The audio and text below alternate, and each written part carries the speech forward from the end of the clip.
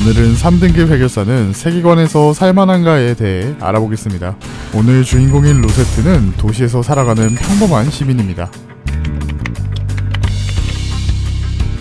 자, 이 친구에게 3등급 해결사에 걸맞는 실력과 지위를 주겠습니다. 루세트씨 당연히 돈이죠. 엔케팔린 한 박스 살 돈만 주시면 거래는 끝입니다. 계약한 사람도 매우 좋아하니 이제 이야기로 넘어갑시다. 3등급 해결사는 자격증으로 승급한 경우가 아니라면 도시에서도 상당히 강한 축에 속합니다.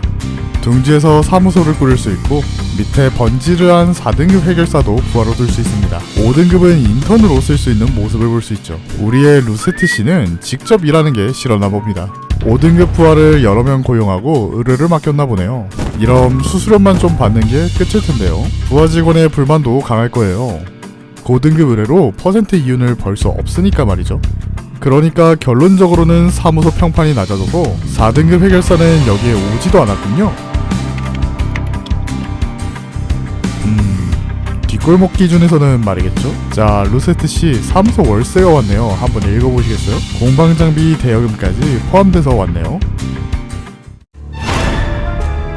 뒷골목에서 큰 돈과 둥지에서 큰 돈은 가치가 다르답니다. 도시계당 의뢰 10% 정도 받았고 의뢰를 하다 죽은 사람이 되고 있으니 계약서에 있는 사망 위로금도 보내야겠군요.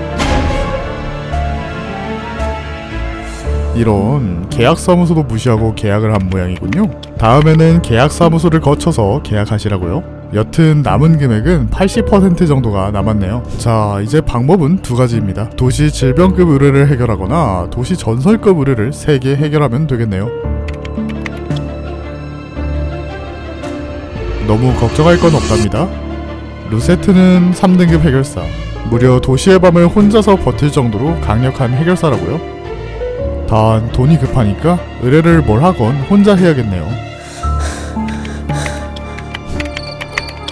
당신과 소속 해결사들의 관계는 야생동물과 먹이 주는 사람 정도의 관계예요. 즉 이득이 안 된다면 서로 빠빠이 할 사이라는 거죠.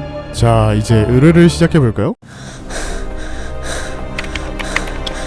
오, 축하해요 루세트씨. 도시괴담 의뢰를 한 가지 해냈군요. 보통 수일이 걸리는 게 정상인 의뢰를 하루 만에.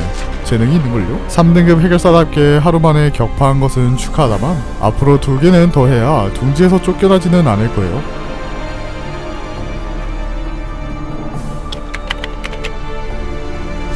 좋은 생각이에요 루세트. 이제 도시질병 의뢰를 해치우러 가볼까요? 제가 이야기를 안 했네요. 가끔 도시 질병 중에서도 도시 악몽 이상의 위력을 내는 뒤틀림도 존재한답니다. 이번에는 운이 안 좋았네요. 우리 엔케팔린 한 박스 정산이 아직 안 끝났잖아요? 다시 행복한 3등급 해결사의 인생을 즐겨볼까요? 맞아요. 저는 귤멍이니까 틀린 말은 아니죠. 여튼 루세트는 사무소 운영은 끔찍하게 못하니 이번에는 고등급 해결사 사무소에 들어가 봅시다. 3등급 해결사 정도면 1등급 해결사 사무소에 들어갈 수 있어요. 돈도 크게 줄 테니까 그닥 나쁜 선택은 아니죠. 게다가 저번 같은 일도 1등급 해결사 정도면 해결이 가능하니 죽을 일도 그닥 없을 테니까 말이죠.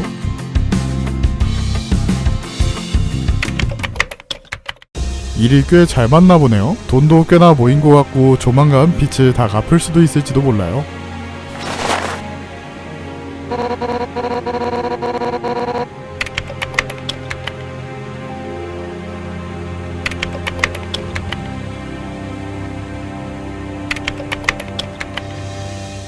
맞아요. 3등급 해결사도 마냥 행복하게 사는 것은 아니랍니다. 차라리 공부를 열심히 해서 날개를 들어가는 게 낫죠. 루세트 누가 부르네요? 사무소장인가봐요. 무슨 이야기를 듣고 왔나요?